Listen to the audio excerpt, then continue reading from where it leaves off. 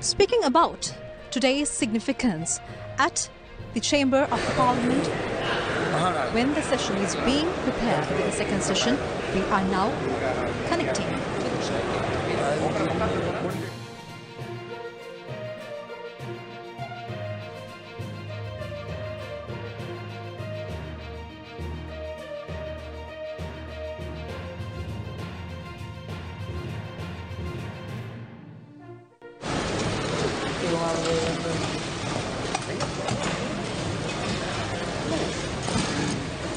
අතිගරු ජනාධිපතිතුමා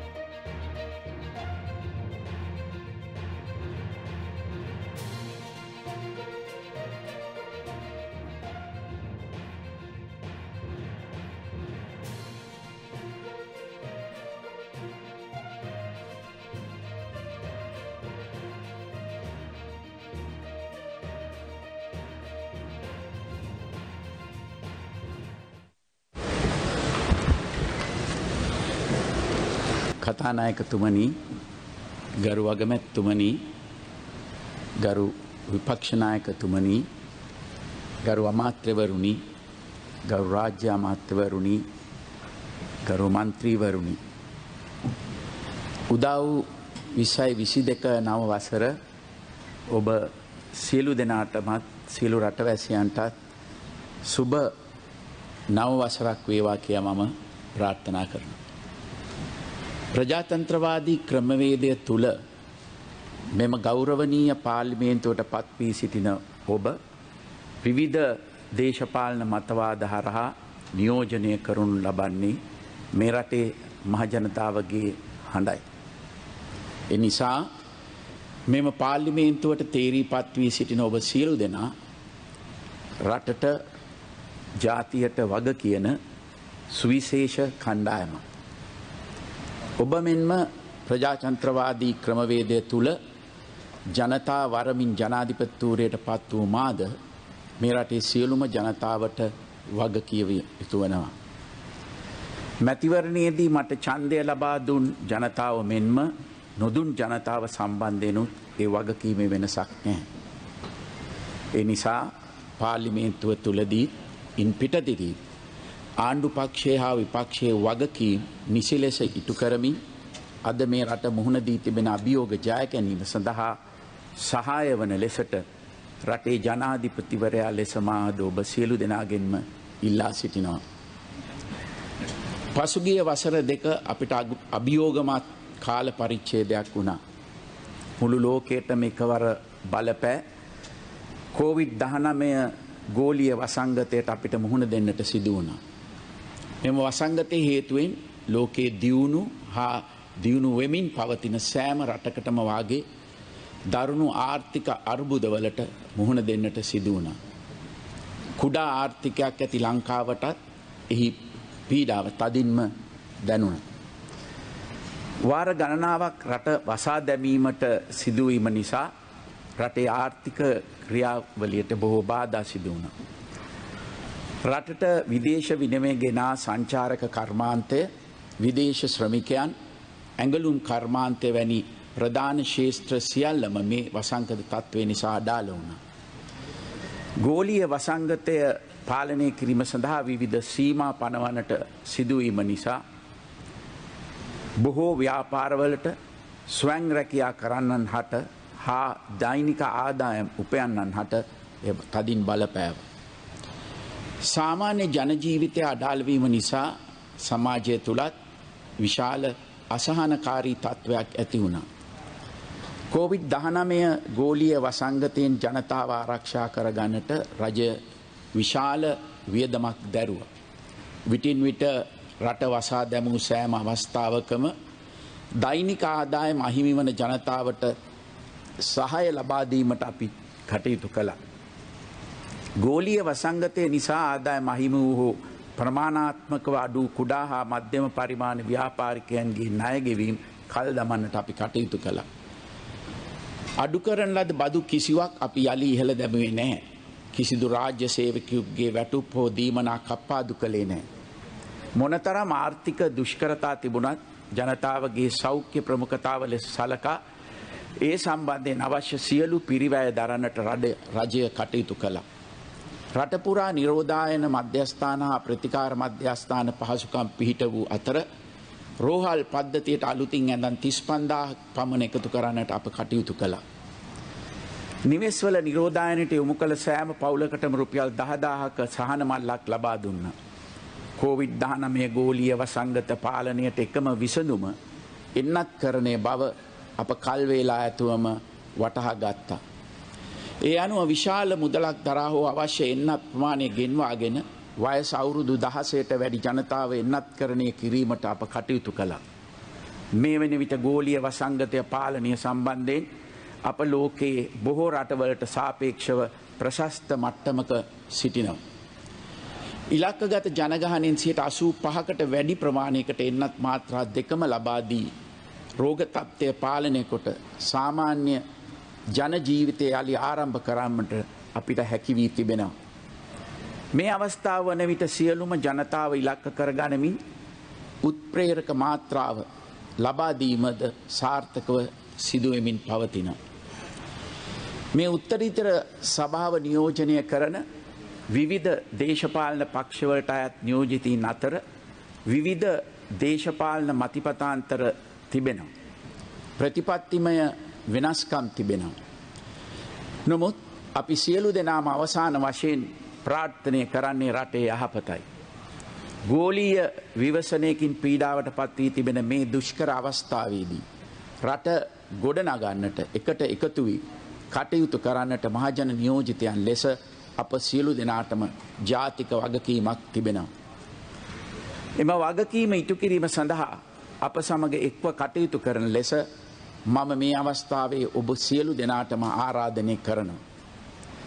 කෙටිකාලීන ගැටවලට සාර්ථකව මුහුණ දෙන අතරම අපේ මූලික වගකීම වන්නේ අප විසින් රටේ ජනතාවට ඉදිරිපත් කරන ලද බහුතර ජනතාවක් විසින් අනුමත කරන ලද දීර්ඝ කාලීන සංවර්ධන වැඩපිළිවෙල නොනැවති ක්‍රියාත්මක කිරීමයි. රටේ තිරසාර අනාගතය ගොඩනැගෙන්නේ ඒ මතයි. ඒ නිසා අප කිසිවිටකත් අපේ ප්‍රමුඛතා අමතක නොකළ යුතුයි. අප ජනතාවට පොරොන්දු වුණා වසර 5ක් තුල යම් නිශ්චිත වැඩ කොටසක් ඉටු කරන්නට. ඉන් මුල් වසර දෙක තුල ගෝලීය කොරෝනා වසංගතය නිසා අපට විශාල බාධාවන්ට මුහුණ දෙන්නට සිදුවත් අපේ මූලික වගකීම් ඉටු කිරීම අප කිසිවිටක අමතක කළේ හෝ පැහැර හැරියේ නැහැ. වර්ෂ 2019 දී මා ජනාධිපතිතුරයට පත් වන විට රටේ ජනතාවට තිබුණු මූලික ගැටලුව ජාතික ආරක්ෂාව බව අද වන විට බොහෝ දෙනෙකුට අමතක වී තිබෙනවා. මේ වෙනට අපේ රජය ජාතික ආරක්ෂාව සුරක්ෂිත කොට තිබෙනවා. අද ජනතාවට ත්‍රස්තවාදය ගැන බියක් නැහැ. පාතාල උවදුර එදා බරපතල ලෙස ව්‍යාප්ත වී තිබුණා. බන්ධනාගාර බස්වලට වෙඩි තබා එහි ආරක්ෂකයින් සහ සිරකරුවන් මරා දැමූ යුගයක් අපට දුටුවා. මහපාරේ ගමන් කළ ජනතාව පාතල කරුවන්ගේ සටන් වලට මැදි වී වෙඩිකා මියගිය යුගයක් අප පසු කළා. පසුගිය වසර දෙක තුල මේ තත්ත්වය වෙනස් කරන්නට රජයට හැකි වී තිබෙනවා. මත්ද්‍රව්‍ය උදුරත් එදා ඉතා බරපතල ප්‍රශ්නයක් බවට පත් වී තිබුණා. රටේ තරුණ ප්‍රජාව විශාල වශයෙන් මත්ද්‍රව්‍ය භාවිතයට ඇබ්බැහි වෙමින් සිටියා. පිටරටවලට පවා මත්ද්‍රව්‍ය සපයන කල්ලි ලංකාව තුල බිහි වී ලංකාව ජාත්‍යන්තර මත්ද්‍රව්‍ය ජාරම්කරුවන්ගේ කේන්ද්‍රස්ථානයක් බවට පත් වෙමින් තිබුණා. මේ කඩිනමින් පාලනය කිරීම සඳහා අප බලයට පත් වූ පසු පියවර ගත්තා. අපේ ආරක්ෂක අංශවල සහ බුද්ධි අංශයේ ක්‍රියාකාරීත්වය නිසා අද මේ තත්ත්වය බොහෝ දුරට පාලනය වී තිබෙනවා. මත්ද්‍රව්‍ය උදුර සම්පූර්ණයෙන්ම තුරන් කිරීම සඳහා ආරම්භ කළ වැඩපිළිවෙල අප දිගටම ක්‍රියාත්මක කරනවා. අසල් වැසි රටවල බුද්ධි අංශයන් මේ සඳහා අවශ්‍ය තොරතුරු අපිට ලබා දෙනවා. මහජන ආරක්ෂාව සැපයීමේදී පොලිසියට විශාල වගකීමක් තිබෙනවා. සාමාන්‍ය ජනතාවට බියෙන් සැකෙන් තොරව ජීවත් විය හැකි සුරක්ෂිත පරිසරයක් සාතික කිරීමට නම් පොලිසිය නිරන්තරයෙන්ම මහජන ආරක්ෂාව ගැන විමසිල්ලෙන් කටයුතු කළ යුතුයි. ඒ නිසා පසුගිය කාලයේදී පොලිසිය තුලත් අප ප්‍රතිසංස්කරණ රාශියක් ආරම්භ කළා. ඕනෑම ප්‍රදේශයක ජීවත් වන ජනතාවට පොලිසියේ සේවාවන් පහසුවෙන් ලබා ගත හැකි වන පරිදි රට පුරා පොලිස් ස්ථාන 100කට ආසන්න ප්‍රමාණයක් අලුතින් පිහිටවන්නට අප කටයුතු කළා. නිරන්තර නිරීක්ෂණ කටයුතු සඳහා සෑම පොලිස් ස්ථානයකටම වාගේ අලුතින් වාහන පහසුකම් ලබා දුන්නා. යටිතල පහසුකම් දියුණු කිරීමට අමතරව පොලිස් නිලධාරීන්ගේ දැනුම හා ආකල්ප සංවර්ධනයටත් පුහුණු කටයුතු වලටත් විශේෂ අවධානයක් යොමු කොට තිබෙනවා. අකර්මණ්‍යව තිබූ පරිසර පොලිසිය අපි යලි ක්‍රියාත්මක කළා. ජනතාව හා පොලිසිය අතර සම්බන්ධතාව සවිමත් කිරීම සඳහා මහජන ආරක්ෂක කටයුතු සඳහා ප්‍රජා සහභාගීත්වය ලබා ගැනීම සඳහා අලුතින් ප්‍රජා පොලිස් රාජ්‍ය අමාත්‍යාංශයක් පිහිටුවන්නටත් අප කටයුතු කළා. Multilac, Colour the World, Sri Lankan. අප ජාත්‍යන්තර නීතිවලට සම්මුතීන්ට ගරු කරන රටක්. පසුගිය කාලයේ අපේ රටේ මානව හිමිකම් සම්බන්ධයෙන් ජාත්‍යන්තරයට ගෙන ගිය වැරදි මතයන් නිවැරදි කරන්නට අපිට අවශ්‍යයි. මා වගකීමෙන් කියනවා මගේ පාලන කාලය තුල කිසිදු ආකාරයක මානව හිමිකම් කඩකිරීමකට රජය අනුබල දී නැහැ. ඒ වගේම ඉදිරියේදී එවැනි ක්‍රියාවන් සිදුවන්නට අප ඉඩ තබන්නේත් නැහැ. අප එවැනි ක්‍රියා කිසිසේත්ම අනුමත කරන්නේත් නැහැ. දශක 3කට ආසන්න කාලයක් මේ රටේ සෑම ජන කොටසක්ම වාගේ ත්‍රස්තවාදයේ හේතුවෙන් පීඩාවට පත් වුණා. 2009 වසරේදී ත්‍රස්තවාදය පරාජය කොට යලි රටට සාමය ගෙනීමෙන් මේ තත්ත්වය අවසන් කරන්නට අපිට පුළුවන් වුණා. කෙසේ වෙතත් දැන් අපට අවශ්‍ය වන්නේ ඉතිහාසයේ අඳුරු මතකයන් ඉවතලා සෑම ජන කොටසකටම සාමීන් සහ සාජීවණයෙන් ජීවත් විය හැකි සුරක්ෂිත රටක් ගොඩනැගීමටයි. ඒ සඳහා ජාති ආගම් හෝ දේශපාලන ભેදයකින් තොරව අපි සියලු දෙනාම එක් විය යුතුයි. යුද්ධයෙන් විනාශ වී තිබූ උතුරු හා නැගෙනහිර ප්‍රදේශවල ජන ජීවිතය සාමාන්‍ය තත්ත්වයට පත් කිරීමට අප විශාල ආයෝජනයක් කර තිබෙනවා. යුද සමයේ උතුරු නැගෙනහිර ප්‍රදේශවල හමුදා කටයුතු සඳහා අත්පත් කරගෙන තිබූ ඉඩම් 90%කට වඩා නිදහස් කළේ මා ආරක්ෂක ලේකම්ව සිටි කාලයේදී. මේ ප්‍රදේශවල ආරක්ෂාව තහවුරු කොට සාමකාමී තත්ත්වයක් පවත්වාගෙන යන්නට අපට හැකියාව ලැබී තිබෙන නිසා ඉදිරි කාලයේදී තවත් ඉදිරිව තිබෙන ඉඩම් නිදහස් කිරීමට අපිට හැකියාවක් ලැබෙනවා. යුද්ධයෙන් අතුරුදහන් වූවන් පිළිබඳ ගැටලුව එක් පාර්ශවයකට පමණක් විශේෂ වූවක් නොවේ. ඒ සියලු දෙනා වෙනුවෙන් උපරිම සාධාරණත්වය ඉටු කිරීමට අප කටයුතු කරනවා. අප ජාතිවාදය ප්‍රතික්ෂේප කරනවා. වත්මන් රජයට අවශ්‍ය මේ රටේ සෑම පුරවැසියෙකුගේම ගෞරවය හා ඉතිවාසිකම් එකසේ ආරක්ෂා කිරීමටයි. ඒ නිසා පටු දේශපාලන අවශ්‍යතා මත ජනතාව එකිනෙකාට එරෙහිව උසිගැන්වීම දැන්වත් නතර කරන ලෙස මෙය තවදුරටත් කරන දේශපාලඥයින්ගෙන් මම ඉල්ලා සිටිනවා. දීර්ඝ කාලයක් රැඳවුම් භාරයේ සිටි LTT ක්‍රියාකාරීන් පිරිසකට සමාවදී ඔවුන් නිදහස් කරන්නට මම පසුගිය කාලයේදී ක්‍රියා කළා. ඒ වගේම 1978 සිට ක්‍රියාත්මක වන ත්‍රස්තවාදය වැළැක්වීමේ පනතට අවශ්‍ය කාලානුරූපී සංශෝධනයන් ගෙන එන්නට අප දැන් සූදානම්. රටේ ස්වාධීත්වයට හා ජාතික ආරක්ෂාවට ප්‍රමුඛතාවය ලබා දෙන ගමන් ජාත්‍යන්තර ප්‍රජා විසින් ඉදිරිපත් කරනු ලබන නිරීක්ෂණවලට ධනාත්මකව ප්‍රතිචාර දක්වන්නට අපි හැම විටම සූදානම්. අප නිදහස් ස්වෛරී රාජ්‍ය බලවත් රටවල අතර පවතින ගැටලු වලට මැදිහත් වීමට අපිට අවශ්‍යතාවයක් නැහැ. අප අපේ අසල්වැසියන්ට ගරු කරන අතර අපට අවශ්‍ය වන්නේ සෑම රාජ්‍යයක් සමග මිත්‍රශීලී ප්‍රතිපත්තියක් අනුගමනය කිරීමයි. යුද්ධයෙන් දීර්ඝ කාලයක් බැටකෑ උතුරු නැගෙනහිර ජනතාවට සියල්ලටම වඩා අවශ්‍ය වී තිබුණේ ආර්ථික සුරක්ෂිතභාවයයි. දරුවන්ට හොඳ අධ්‍යාපනයක්, තරුණ තරුණියන්ට රැකියා අවස්ථා, ස්වයං රැකියා කරන්නන් හට හා ව්‍යාපාර කරන්නන් හට වෙළඳපොළ අවස්ථා මෙන්ම මේ ජනතාවට පානීය සහ කෘෂිකාර්මික කටයුතු සඳහා අවශ්‍ය ජල පහසුකම්, නිවාස පහසුකම් වගේම රෝහල්, මහා මාර්ග වැනි අනෙකුත් යටිතල පහසුකම් අවශ්‍යව තිබුණා.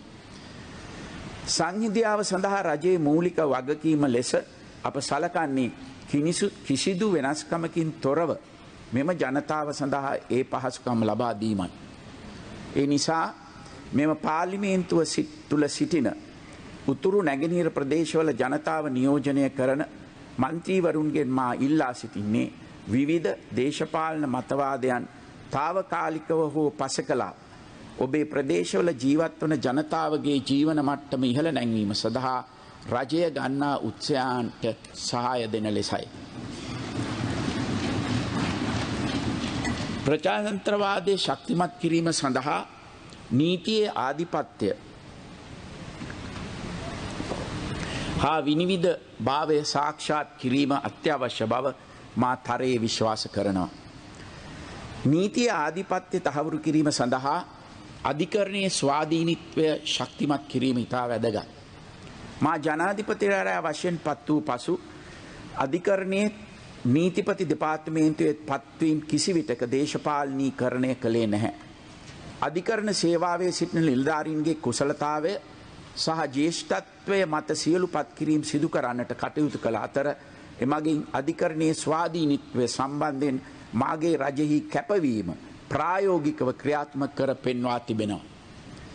සියල්ලටම සාධාරණයේ යුතු වෙන ජනතාවට බරක් නොවන කාර්යක්ෂම අධිකරණ ක්‍රමවේදයක් රටකට අවශ්‍යයි.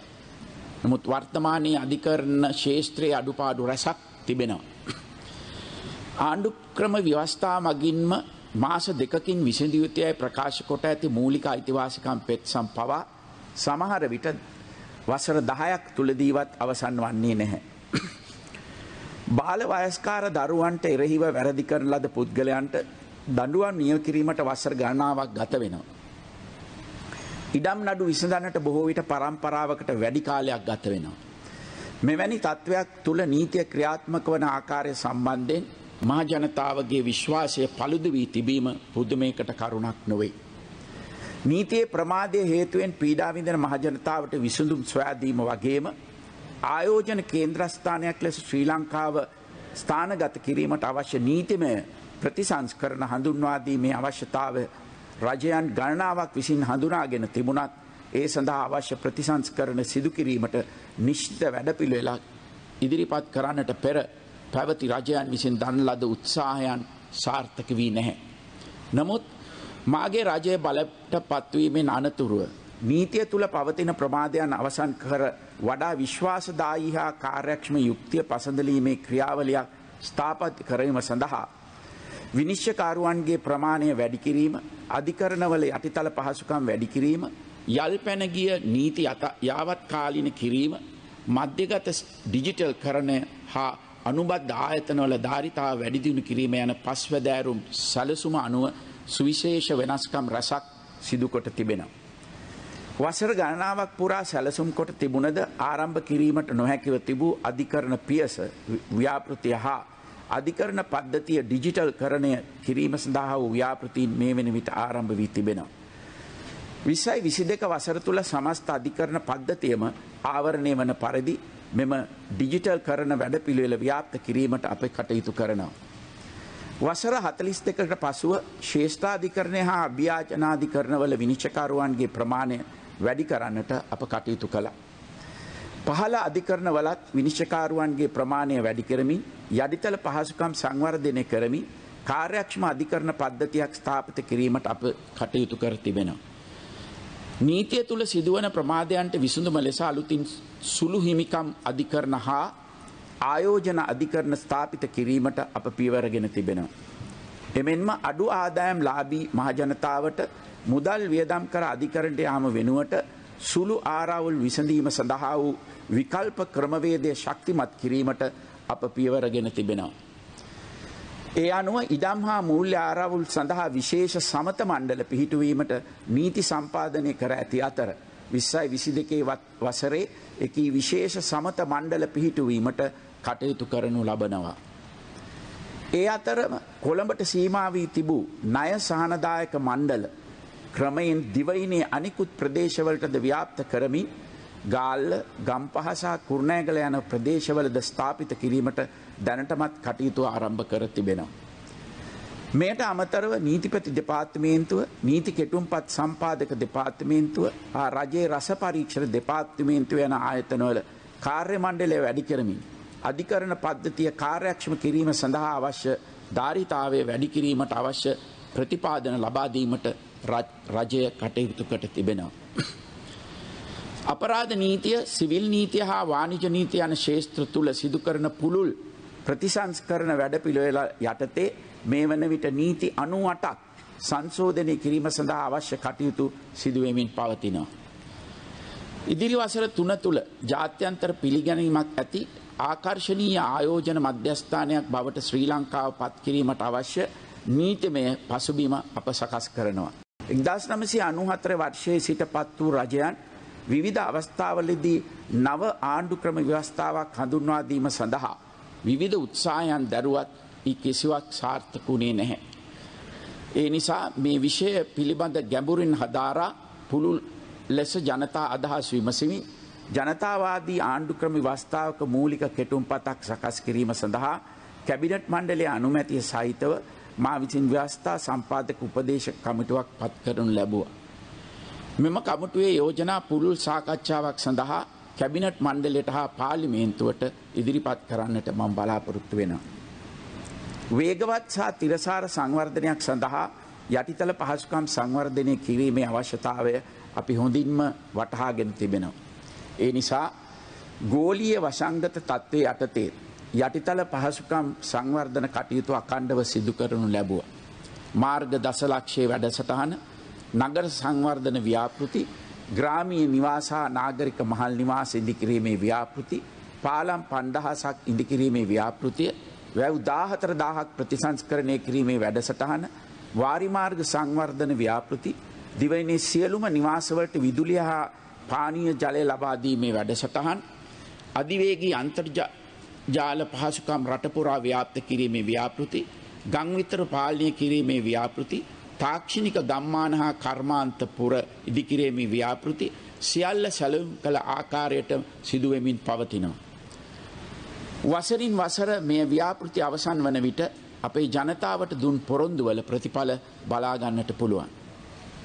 සෞභාග්‍ය දැක්ම ප්‍රතිපත්ති ප්‍රකාශනයේ පොරොන්දු ආකාරයටම කොළඹ වරායේ නැගෙනහිර පර්යන්තයේ ඉදිකිරීමේ අප පසුගිය සතියේ ආරම්භ කළා. බටහිර පර්යන්තයේ ඉදිකිරීම තව නොබෝ දිනකින් ආරම්භ වෙනවා. 2024 හා 2025 වසරවල මේ ව්‍යාපෘති අවසන් වූ විට කොළඹ වරායේ ධාරිතාව දෙගුණ වී ලෝකේ කාර්ය බහුලතම වාරයාවල් 15 අතරට අපට එක්වන්නට පුළුවන්. දැන් රටේ ආර්ථික ක්‍රියාවලිය ක්‍රමයෙන් සාමාන්‍ය තත්ත්වයට පත්වෙමින් තිබෙනවා. සංචාරකින් ආපසු පැමිණෙමින් සිටිනවා. අපනයන ශේෂ්ත්‍රවල පැහැදිලි වර්ධනයක් තිබෙනවා. නමුත් තවදුරටත් අප හමුවේ අභියෝග රාශියක් ඉතිරිව තිබෙනවා. ඒවා ජය ගැනීම සඳහා කෙටි කාලී මෙන්ම දිගු කාලීන විසඳුම් ලබා දීම අවශ්‍යයි. මෙවර අයවැයෙන් ග්‍රාමීය ජීවනෝපාය සංවර්ධන කටයුතු සඳහා විශාල මුදලක් වෙන්කොට තිබෙන්නේ එවන් කෙටි කාලීන විසඳුම් ලෙසයි. මේ හරහා රටපුරා විසිරී සිටින ස්වයං රැකියා කරන්නන් විශාල පිරිසකට අත්වැලක් සැපයීමට රජය අපේක්ෂා කරනු ලබනවා. වර්තමානයේ ජනතාව මුහුණ දෙන ආර්ථික දුෂ්කරතා අපි හොඳින්ම වටහාගෙන තිබෙනවා. ඒ නිසා 2022 වසර ආරම්භයේදීම ජනතාව වෙනුවෙන් රුපියල් බිලියන 229ක සහන පැකේජයක් හඳුන්වා දෙන්නට රජය තීරණය කර තිබෙනවා. විශාල ආර්ථික අභියෝග මැද්දේ වුණත් මේ සහන ලබා දෙන්නේ රජයේ ජනතාවගේ ප්‍රශ්න ගැන සංවේදී නිසා. අප රජයේ පසුගිය වසර දෙක තුලම ගොවි ජනතාවට නොමිලේ පොහොර ලබා දුන්නා. අප වීවලට රුපියල් 50ක සහතික මිලක් නියම කළා.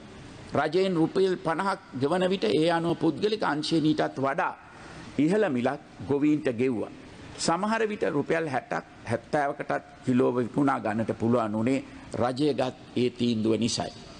අද ගොවි ජනතාවගෙන් කොටසකට එය අමතක වී තිබීම කනගාටුවට කරුණක්. මා ජනාධිපතිවරයා ලෙස පත් වූ පසු මොන් ඇට, කව්පි, කහ, ඉඟුරු වැනි භෝග වර්ග 16ක් පිටරටින් ආනයනය කිරීම නතර කළා. අද ගොවි ජනතාවට ඒවායේ ප්‍රතිඵල භුක්ති විඳිනවා. තම කෘෂි නිෂ්පාදන සඳහා හොඳ මිලක් ලබා ගන්නවා. ඒ වගේම තේ, පොල්, රබර් වලටත් පසුගිය කාලයේ හොඳ මිලක් ලැබුණා. එයට හේතුව අප ගත්ත ප්‍රතිපත්තිමය තීන්දුවයි. අප අද කහවලින් ස්වයංපෝෂිත වෙලා ප්‍රතිඅපනයනයෙන් අතර කරපු නිසා ගම්මිරිස්, කුරුඳුපොවක් වැනි භෝග නිෂ්පාදකයන්ට හොඳ මිලක් ලැබෙනවා. ඒ වගේම බුලත් වලට අද හොඳ මිලක් ලැබෙනවා. එදා මේ රටට එතනෝල් ආනයනය කිරීම ගැන විශාල විරෝධයක් තිබුණා. අප බලයට ආපසු එතනෝල් ආනයන සම්පූර්ණයෙන් තහනම් කළා. සීනි කමහල් අද ඒ නිසා ලාභ ලබනවා. ඒ වගේම උක්ගොවියන්ට හොඳ ආදායමක් ලැබෙනවා. කිරි ගොවියන් සඳහාත් අද හොඳ වෙළඳපොළක් නිර්මාණය වී තිබෙනවා. දේශීය කිරි නිෂ්පාදන ආයතනවල ලාභ වැඩි වී තිබෙනවා. වස විසෙන් තොර හරිත කෘෂිකර්මාන්තයක් සඳහා අපගත් ප්‍රතිපත්තිය ක්‍රියාත්මක කිරීමේදී අපිට යම් ගැටලුවලට මුහුණ දෙන්නට සිදු වුණා. අපේ අරමුණ හා සැලැස්ම හරියාකාරීව සංනිවේදනය නොවීම නිසා වැඩපිළිවෙල හඳුන්වා දීමේදී ඇති වූ යම් යම් ප්‍රායෝගික ගැටලු දේශපාලනීකරණය වූ නිසා මේ සම්බන්ධයෙන් වැරදි වැටහීමක් ඇති වුණා. හරිත කෘෂිකර්මාන්තය පිළිබඳ වූ පුළුල් සංකල්පය සමහර විට වගකියුත්තන් පවා කාබනික පොහොරවලට ලඝු කොට තේරුම් ගැනීම වැරදි මතයක් ජනගත වීමට හේතු වුණා.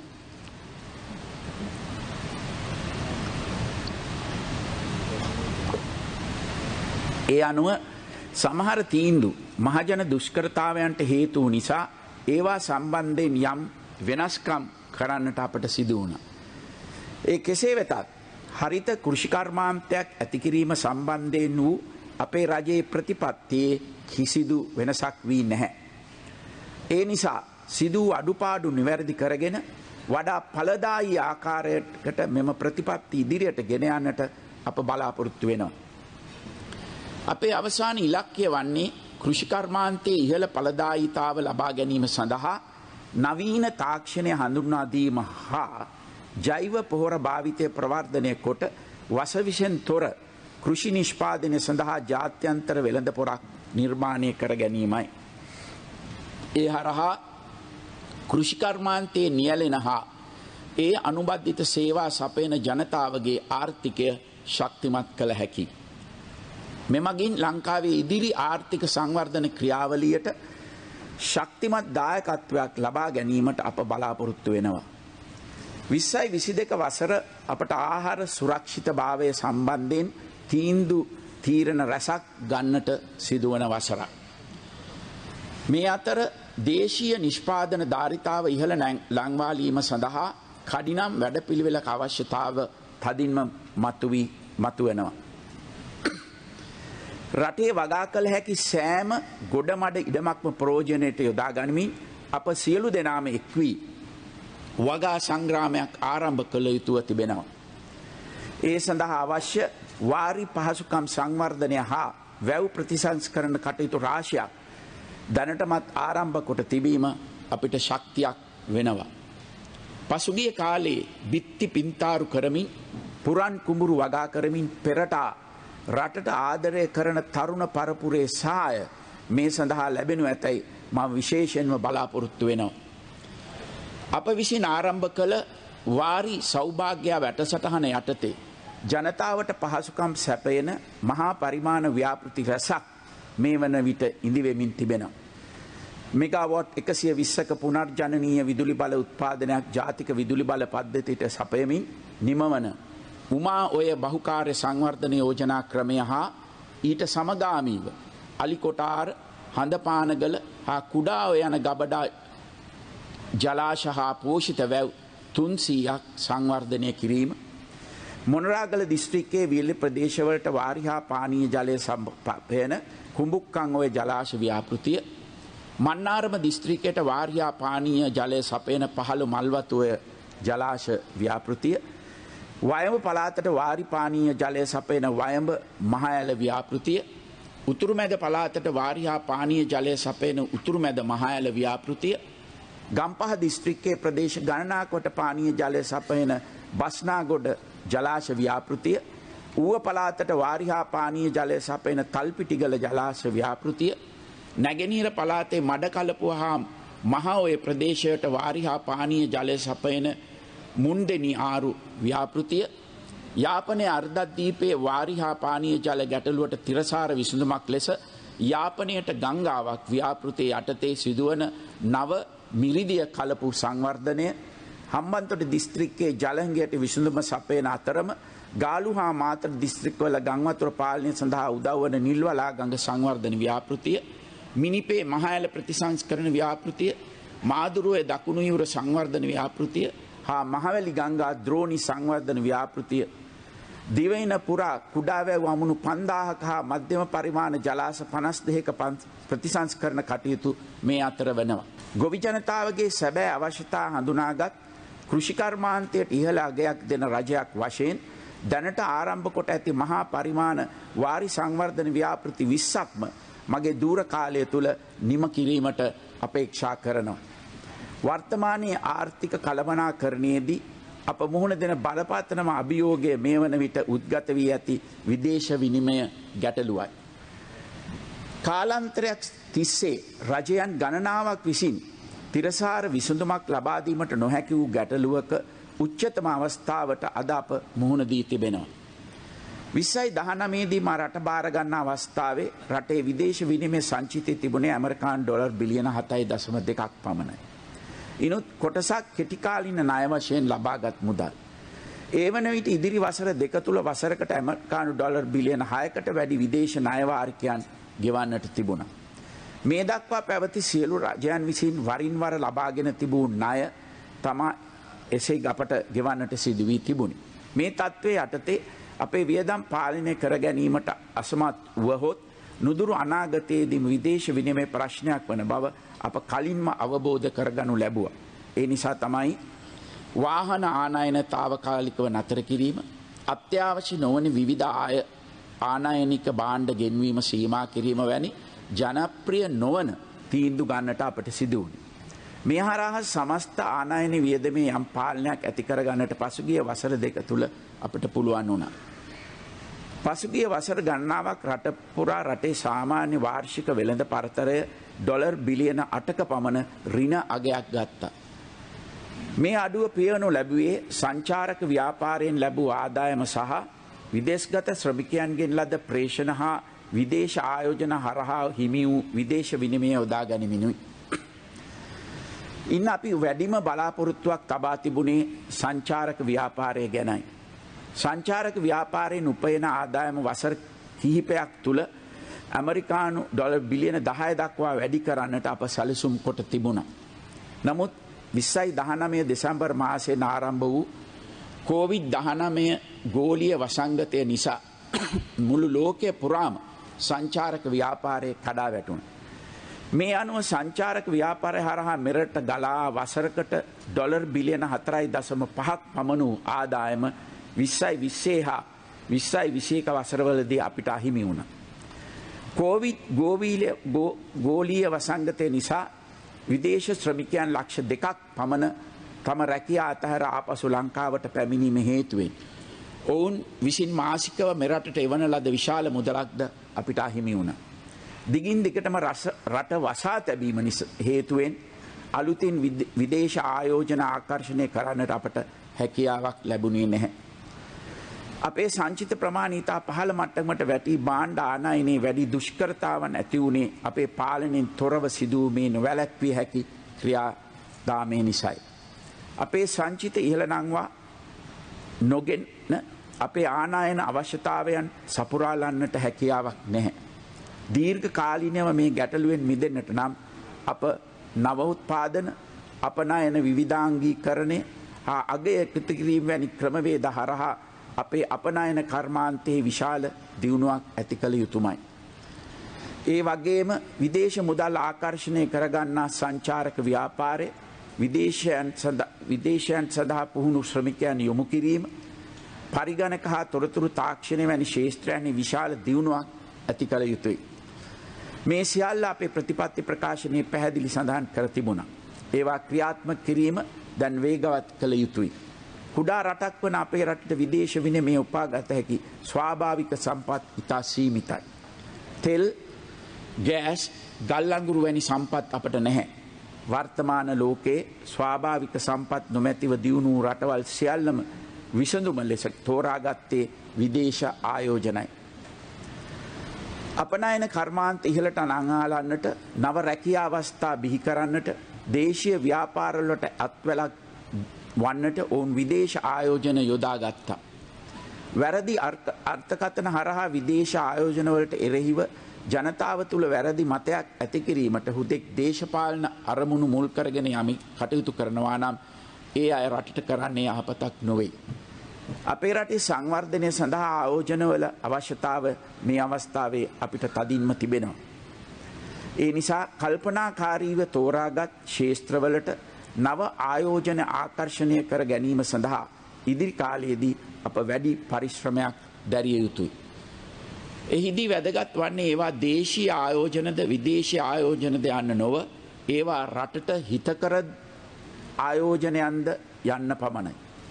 රැකියා වියුක්තියට විසඳුමක් තිබෙන්නේ රැකියා උත්පාදනය තුලයි. මේ වන විට රටේ රැකියා අවශ්‍යතාවයන්ගෙන් බහුතරයක් සපයනු ලබන්නේ කුඩා හා මධ්‍යම පරිමාණ දේශීය ව්‍යාපාර විසිනුයි. මේ නිසා විවිධ ව්‍යාපාරවල යෙදෙන දේශීය ව්‍යාපාරිකයන් ආරක්ෂා කිරීමටත් ඔවුන් ශක්තිමත් කිරීමටත් අප හැම විටම ප්‍රමුඛත්වයක් දිය යුතුයි. ඒ නිසා ව්‍යාපාරික ප්‍රජාවගේ අවශ්‍යතාවයන් නිවැරදිව තේරුම්ගෙන ඔවුන් දිරිගැන්වීම සඳහා උපරිම සහාය ලබා දීමට අප කටයුතු කරනවා. වාර්ෂිකව අපේ රටේ ආනයනයේ වියදමෙන් 20% පමණ වෙන්වන්නේ තෙල් ආනයනය සඳහායි. සමස්ත අපනයන ආදායම මසකට ඩොලර් මිලියන 1000කටත් වඩා අඩු ප්‍රමාණයක් වන විට තෙල් සඳහා පමණක් මාසයකට ඩොලර් මිලියන 350කට ආසන්න ප්‍රමාණයක වියදමක් දැරීමට අපට සිදු වෙනවා. මෙලෙස ආනයනය කරන තෙල් වලින් 70%ක් පමණ වැයවන්නේ වාහන සඳහා ඉන්ධන වශයෙන්. විදුලි උත්පාදනය සඳහා 21%ක් පමණ වැය වෙනවා. කර්මාන්ත සඳහා යොදා ගැනීමේ 4%ක් පමණයි. ඉදිරියේදී වාහන ආයනයන සඳහා අවසර ලබා දෙන විට විදුලි බලයෙන් ධාවනය වන වාහන සඳහා ප්‍රමුඛතාව ලබා දෙන්නට අප බලාපොරොත්තු වෙනවා. ඒ අනුව වාහන සඳහා විදුලිය සැපයීමේදී හැකිතාක් දුරට පුනර්ජනනීය බලශක්ති ප්‍රභවයන් භාවිතා කරන්නට අපි සැලසුම් කළ යුතුයි. ශ්‍රී ලංකාවේ කර්මාන්ත මුහුණ දෙනු ලබන ප්‍රධාන ගැටලුව වී තිබෙන්නේ අධික බලශක්ති පිරිවැයයි. අපේ රටට තෙල් හෝ ගල් අඟුරු යන ඉන්ධන සම්පත් නැහැ. ඒ සියල්ල ආනයනය කළ යුතුයි. නමුත් අපිට ගංගා ඇලදොල තිබෙනවා. රට වටේ මුහුද තිබෙනවා. ඕනෑ තරම සුළඟ තිබෙනවා. වසර පුරාම හිරු එළිය තිබෙනවා. මේ නිසා තමයි අපේ සෞභාග්‍ය දැක්ම ප්‍රතිපත්ති ප්‍රකාශනය යටතේ පුනර්ජනනීය බලශක්ති ප්‍රභවයන්ට ප්‍රමුඛතාවය ලබා දෙනු ලැබුවේ. වසර 2030 වන විට මෙරට බලශක්ති අවස්ථාවෙන් 70%ක් පුනර්ජනනීය බලශක්ති ප්‍රභවයන් හරහා උත්පාදනය කිරීමේ ඉලක්කයට අප එකඟ වී තිබෙනවා. මේ වෙන විට අප අනාගත විදුලි බල අවශ්‍යතාවයන් සපුරා ලන්නට සැලසුම් ගණනාවක් සකස් කොට තිබෙනවා. පසුගිය වසර දෙක තුල පමණක් සුළං හා සූර්ය බලය යොදාගෙන සැලකිය යුතු පුනර්ජනනීය බලශක්ති ධාර්තාවක් දේශීය විදුලි බල පද්ධතියට එකතු කිරීමට අපට පුළුවන් වුණා. පසුගිය වසරේදී ආරම්භ කොට මේ වන විට සාර්ථකව ක්‍රියාත්මක වන මෙගාවොට් 100ක පමණ වන තඹපන්නි සුළං විදුලි බලාගාරයේ ධාරිතාව මේ වසරේදී තවත් මෙගාවොට් 50කින් ඉහළ නැංවීමට කටයුතු කරනු ලබනවා. මීට අමතරව ගමට බලාගාරයක් වැඩසටහන යටතේ කිලෝවොට් 100ක ධාරිතාවක් සහිත ග්‍රාමීය මට්ටමේ කුඩා සූර්ය බලාගාර 7000ක් දේශීය ආයෝජකයන් හරහා ඉදිකිරීමට කටයුතු ආරම්භ කර තිබෙන අතර ඉන් මෙගාවොට් 560ක් ඉදිරි වසර දෙක තුල විදුලි බල පද්ධතියට එකතු වෙනවා. එමෙන්ම පසුගිය වසරේ ඉන්දියානු ජනරජය සමග අත්සන් කරනු ලැබූ රුපියල් කෝටි 2000ක ණය පහසුකම් තුලින් රජයේ කාර්යාල පියසි මත සූර්ය පැනල, රූෆ්ටොප් සෝලර් පැනල්, සවිකිරීමේ කටයුතු මේවට ආරම්භ කොට තිබෙනවා. මෙගාවට් 120ක උමාඔය සහ මෙගාවට් 35ක බ්‍රෝඩ්ලන්ඩ් ජලවිදුලි බලාගාරවල ඉදිකිරීම මේ වන විට අවසන් වෙමින් පවතිනවා. මොරගොල්ල ජලවිදුලි බලාගාරයේ කටයුතු 2023 දී අවසන් කිරීමට අපේක්ෂා කරනවා. වසර 2050 වන විට කාබන් ශූන්‍යතාව ඉලක්කය සාක්ෂාත් කර ගැනීම අපේ අපේක්ෂාවයි. මේ වන විටත් ගෝලීය ගල්අඟුරු විරහිත බලශක්ති සංයුක්ත ගිවිසුමේ සමනායකයෙක් ලෙස ශ්‍රී ලංකාව පත් වී සිටිනවා. මොනම හේතුවක් නිසාවත් මින් ඉදිරියට ගල්අඟුරු බලාගාරය ඉදි කරන්නට අප අනුමැතිය ලබා දෙන්නේ නැහැ. ජාතික ප්‍රතිපත්ති සකස් කිරීමේදී අධ්‍යාපනයට ඉතා වැදගත් ස්ථානයක් හිමි යුතු බව මම නිරන්තරයෙන්ම ප්‍රකාශ කොට තිබෙනවා. අපට අවශ්‍යව තිබෙන්නේ නව ලොවට ගැලපෙන අධ්‍යාපන ක්‍රමයක්. ඒ සඳහා අධ්‍යාපන ප්‍රතිසංස්කරණ මෙන්ම යටතල පහසුකම් සංවර්ධනය ගැන අප විශේෂ අවධානයක් යොමු කොට තිබෙනවා.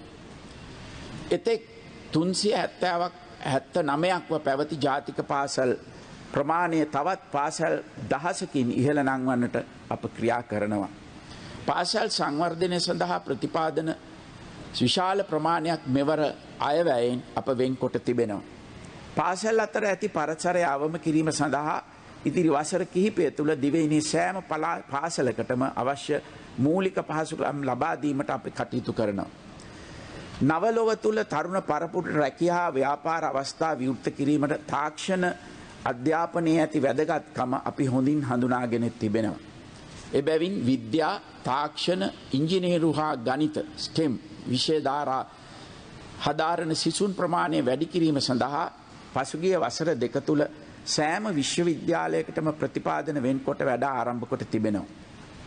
මීට අමතරව විශ්වවිද්‍යාල සිසුන් කුමන විෂය ධාරාවක් හැදෑරුවත් ඒ සියලු දෙනාටම තොරතුරු තාක්ෂණය, ඉංග්‍රීසි හා ව්‍යවසායකත්වය පිළිබඳ දැනුම ලබා දෙන පාඨමාලා හඳුන්වා දීම සඳහා වන ප්‍රතිසංස්කරණ දැනටමත් හඳුන්වා දී තිබෙනවා. උසස් පෙළ සමත් වන සෑම දරුවෙකුටම විශ්වවිද්‍යාලයකට ඇතුළත් වීමට ඇති හිමිකම අප එදා අවධාරණය කළා. ඒ අනුව සෑම විශ්වවිද්‍යාලයකටම ධාරිතාව වැඩි කරන්නට කටයුතු කොට තිබෙනවා. අඩු පහසුකම් දිස්ත්‍රික්ක 10ක් ආවරණය පරිදි පුරවර විශ්වවිද්‍යාල 10ක් අලුතින් පටන් ගන්නට සියලු සැලසුම් සකස් කොට අවසන්. මෙම ප්‍රතිසංස්කරණ හරහා මේ වන විටත් විශ්වවිද්‍යාලවලට වාර්ෂිකව ඇතුළත් කරගන්නා සිසුන් ප්‍රමාණය 35%කින් ඉහළ නංවා තිබෙනවා.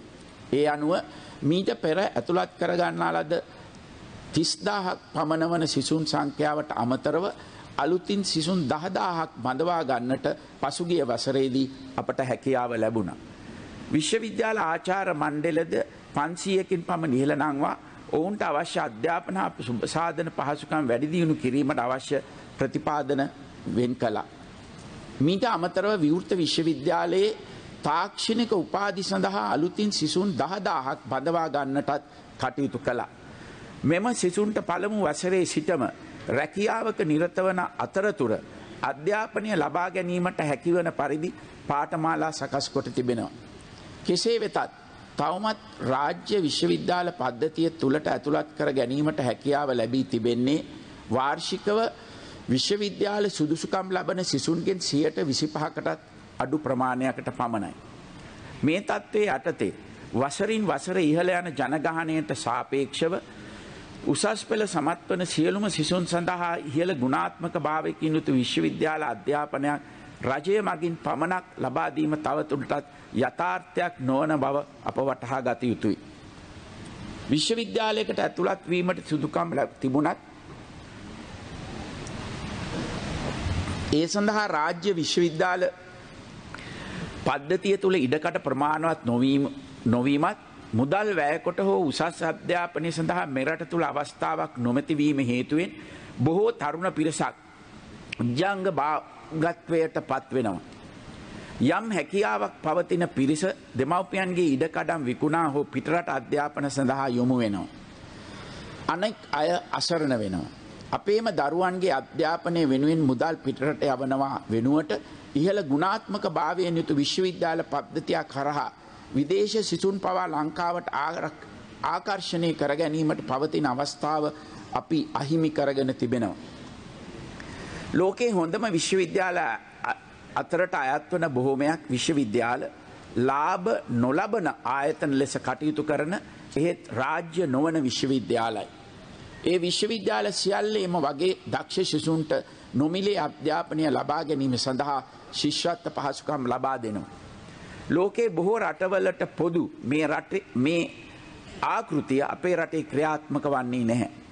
අප රට තුලත් විශ්වවිද්‍යාල අධ්‍යාපනය සඳහා වඩාත් නිදහස් පරිසරයක් ඇති කළහොත් ජාත්‍යන්තර මට්ටමේ ප්‍රමිතියෙන් යුතු ලොව පිළිගත් උසස් අධ්‍යාපන ආයතන ලංකාවට ආකර්ෂණය කරගැනීමේ අවස්ථාව අපිට හිමි වෙනවා. ඒ හරහා ලංකාවේ විශ්වවිද්‍යාල පද්ධතිය තුල ධාරිතාව වැඩිකොට වැඩි පිරිසකට උසස් අධ්‍යාපන අවස්ථා ලබා දෙන්නට පුළුවන්. මේ අවස්ථාව රටේ දරුවන්ට ලබා නොදීමට සාම්ප්‍රදායික දේශපාලනික මතවාද හැරුණු විට වෙනත් කිසිම හේතුවක් නැහැ. මෙය සිදු කිරීමට රටේ නීති රාමුව වෙනස් කළ යුතු නම් ඒ සිදු කළ හැක්කේ මේ පාර්ලිමේන්තුවට පමණයි. ඒ නිසා රාජ්‍ය විශ්වවිද්‍යාල ධාරිතාව වැඩි කරන අතර ඉහළ ප්‍රමිතියෙන් යුතු රාජ්‍ය නොවන විශ්වවිද්‍යාල රටතුර ආරම්භ කිරීම සඳහා අවසරය දිය යුතුද යන්න පුළුල් වශයෙන් සාකච්ඡා කරන ලෙස මා මේ උත්තරීතර සභාවට යෝජනා කරනවා. අද මුළු ලෝකයම තාක්ෂණය සමග ඉදිරියට යමින් තිබෙන යුගයක්. අපේ රටේ සංවර්ධන අපේක්ෂාවන් මුදුන්පත් කර ගැනීම සඳහා සෑම ක්ෂේත්‍රයකම තාක්ෂණය භාවිතය ඉදා වැදගත් වෙනවා. තාක්ෂණයෙන් බලගැන්වුණු ඩිජිටල් ආර්ථිකයක් සමග සුහුරු ශ්‍රී ලංකාවක් බිහි කිරීමේ ඉලක්කය සපුරා ගැනීම සඳහා පසුගිය වසර දෙක තුළ අප විශාල වැඩ කොටසක් සිදු කළා. මේ සම්බන්ධයෙන් ක්‍රියා කරන TRCSL, ICTA හා CRT වැනි සියලු රජයේ ආයතන සම්බන්ධීකරණය කරමින් ඒවාට අවශ්‍ය මඟ පෙන්වීම ලබා දීමටත් ඒවායේ කටයුතු අධීක්ෂණය කිරීමටත් වෙනම තාක්ෂණ අමාත්‍යාංශයක් පිහිටුවීමට අපි කටයුතු කළා. ඕනෑම රටක් ඩිජිටල් කරණය කිරීම සඳහා අන්තර්ජාල හා සංනිවේදන තාක්ෂණ යටිතල පහසුකම් ඉතා වැදගත් වෙනවා. ඒ නිසා ෆයිබර් හා 4G ජාලයන් ව්‍යාප්ත කොට රටේ සෑම ප්‍රදේශයකටම බ්‍රෝඩ්බෑන්ඩ් අධිවේගී අන්තර්ජාල සංනිවේදන පහසුකම් ලබා දීමට අප මේ වන විට කටයුතු කරමින් සිටිනවා. දිස්ත්‍රික්ක 8ක් ආවරණය කරමින් ගම්මාන 300කට වැඩි ප්‍රමාණයක් දැනටමත් මෙම ජාලයට සම්බන්ධ කොට අවසන්. ඉතා කෙටි කාලයක් තුල දිවයිනේ සෑම ප්‍රදේශයකටම ෆයිබර් හා 4G ජාලා ව්‍යාප්ත කොට ලොකු කුඩා සෑම පාසලකටම බ්‍රෝඩ්බෑන්ඩ් අධිවේගී අන්තර්ජාල සංනිවේදන පහසුකම් ලබා දීමට අපි කටයුතු කරනවා. පසුගිය COVID-19 ගෝලීය වසංගතය පැවති කාලේ පරිච්ඡේදය තුල නිවසේ සිට රාජකාරී කිරීමටත් මාර්ගගත ක්‍රමවේදය හරහා අඛණ්ඩව අධ්‍යාපනය ලබා දීමටත් අන්තර්ජාලය හරහා ව්‍යාපාර කටයුතු පවත්වාගෙන යාමටත් ජනතාවට හැකියාව ලැබුණේ මෙලෙස ශීඝ්‍රයෙන් දියුණුවන යටිතල පහසුකම් නිසායි. මෑතකදී පළ වූ ඉන්ටර්නැෂනල් ටෙලිකමියුනිකේෂන් යූනියන් වාර්තාවලට අනුව ලෝකයේ බොහෝමයක් රටවල් හා සංසන්දනය විට සංනිවේදන ගාස්තු අඩුම රටවල් අතර අප පෙරමුණේම සිටිනවා. නිදහස් අධ්‍යාපන සංකල්පය ඩිජිටල් අවකාශයට ගෙන යාම සඳහා අධ්‍යාපන අමාත්‍යාංශය හා ICTA ආයතන එකතුව ගොඩනගන ලද ඊතක්සලාව පද්ධතිය සියලු පාසල්වල නිල මාර්ගගත අධ්‍යාපන පද්ධතිය ලෙස ස්ථාපනය කොට තිබෙනවා. සම්පූර්ණයෙන්ම අන්තර්ජාල සේවා ගාස්තු වලින් නිදහස් කොට ඇති මේ පිවිසුම රාජ්‍ය විශ්වවිද්‍යාල පද්ධතියටත් දැන් විවෘතයි.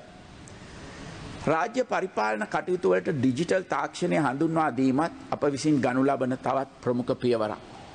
ඒ අනුව ප්‍රමුඛතා ලෙස හඳුනාගත් සෞඛ්‍ය, කෘෂිකර්ම, අධිකරණ ඇතුළු ක්ෂේත්‍ර ගණනාවක රාජ්‍ය ආයතනවල ඩිජිටල් කරන ක්‍රියාවලිය මේ වන විටත් වේගයෙන් සිදුවෙමින් පවතිනවා. ජනතාව බොහෝ කාලයක් බලා සිටි ඩිජිටල් හැඳුනුම් පතක් හඳුන්වා දීමේ ව්‍යාපෘතයේ කටයුතු මේ වෙන විට බොහෝ දුරට අවසන් වී තිබෙනවා. මේ හඳුන්වා දීමේ පළමු පියවර මේ වසර තුල අප ආරම්භ කරනවා.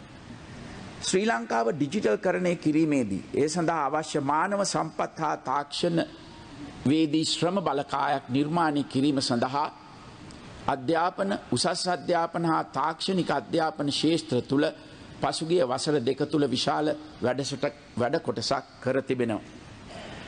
තරුණ තාක්ෂණවේදීන්ට රටේ ඕනෑම තැනක සිට ව්‍යාපාරයක් ආරම්භ කරන්නට හා එම ව්‍යාපාරය කරගෙන යාමට හැකිවන ආකාරයට ජාතික මට්ටමින් පහසුකම් ගොඩනැංවීමටත් අප කටයුතු කරමින් සිටිනවා. දේශීය තාක්ෂණවේදීන්ට පමණක් නොව ඩිජිටල් නෝම වැඩසටහන හරහා පිටරටවල සිටින පැමිණෙන තාක්ෂණවේදීන්ටද ලංකාවේ ඕනෑම ප්‍රදේශයක සිට පිටරටවලට සේවය සපයන්නට හැකි ආකාරයට යටිතල පහසුකම් දියුණු කරන්නට අප කටයුතු කරමින් සිටිනවා. මේ වන විට ගාල්ල කුරුණෑගල මහනුවර නුවරඑළිය සහ හබරණ ඉන්දිකේටමින් පවතින තාක්ෂණික උද්‍යාන හරහා ශ්‍රී ලාංකීය නවෝත්පාදන දිරිගැන්වීමට මෙන්ම විදේශ තාක්ෂණික ආයතනත් ලංකාවට ගෙන්වා ගන්නට අප බලාපොරොත්තු වෙනවා. සීක්‍රයෙන් සිදුවන ඩිජිටල් කරණයට සමගාමීව එයට අදාළ නෛතික වටහිටාවද යාවත් කාලීන කිරීමට අප කටයුතු කරමින් සිටිනවා. ජනතාවගේ දත්ත ආරක්ෂාව සඳහා වූ දත්ත ආරක්ෂණ පනත් කෙටුම්පතට මෙන්ම ලංකාවේ සයිබ ආරක්ෂාව සඳහා වූ සයිබ ආරක්ෂක පනත් කෙටුම්පත මේ වන විටත් කැබිනට් අනුමැතිය ලබා දී තිබෙනවා. ලංකාවේ සබ්මරීන් කේබල් පද්ධතිය ආරක්ෂා කිරීම සඳහා වූ නව නීති පද්ධතියද මේ වන විට කෙටුම්පත් වෙමින් පවතිනවා. මේ ශේෂ්ත්‍රයේ යටිතල පහසුකම් දියුණු කිරීමේදී කලාපයේ කිසිදු රටකට නොදෙවැනි ආකාරයට නවීන තාක්ෂණය යොදා ගැනීමට රජය කටයුතු කරනවා. ඉතා ඉක්මනින් ඇමරිකානු ඩොලර් බිලියන 3ක් ඉක්මවන අපනයන ශේෂ්ත්‍රයක් බවට ICT BPM ව්‍යාපාර ගොඩනංවන අතර එමගින් තාක්ෂණයෙන් බලගැන්වුණු රටක් බවට අනාගත ශ්‍රී ලංකාව පත් කිරීමට අපි බලාපොරොත්තු වෙනවා. අපේ අනාගත පරපුරට නව තාක්ෂණය භාවිතයෙන් හා තමුන්ගේම නිර්මාණ හරහා ලෝකයේ ඕනෑම රටක් සමග තරඟ කළ හැකි වටපිටාවක් සකස් කර දීමට අප කටයුතු කරනවා. අප ඉතිහාසය පුරා ඕනෑ තරම් අභියෝගවලට මුහුණ දුන් ජාතියක්. රටට නිසි නායකත්වයක් තිබුණ අවස්ථාවල අපේ අභියෝග සාර්ථකව ජයගත්තා. මේ අවස්ථාවෙත් අපට තිබෙන අභියෝග ජයගන්නට අපට හැකියාවක් තිබෙනවා. ඒ සඳහා අවශ්‍ය නායකත්වය දෙන්නට මම සූදානම්. වර්තමාන අභියෝග ජයගෙන ජනතාව අපේක්ෂා කරන සෞභාග්‍යමත් දේශය ඉදිකිරීමට අවශ්‍ය කරන සැලසුම් අප ක්‍රියාත්මක කරමින් සිටිනවා. අපේගේ ඉලක්කය ඉදිරි වසර කිහිපය තුළ කලාපයේ වේගෙන්ම සංවර්ධනය වන රටක් බවට යළිත් ශ්‍රී ලංකාව පත් කිරීමයි.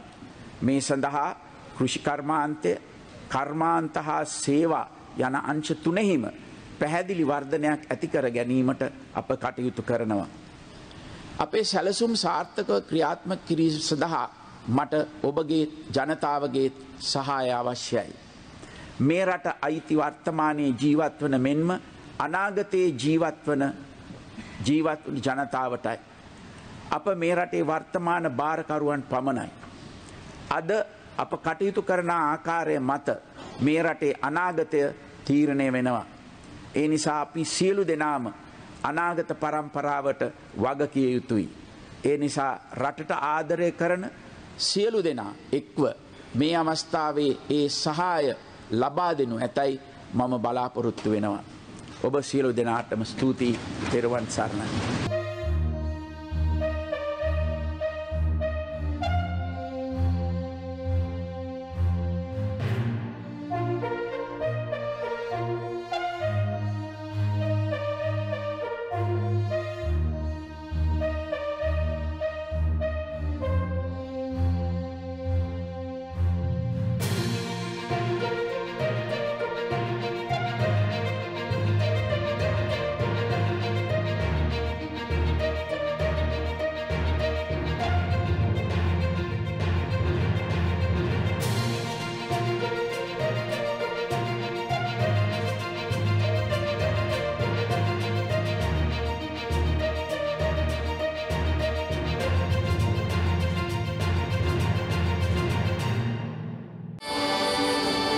Multilac, Colour the World Sri Lankan.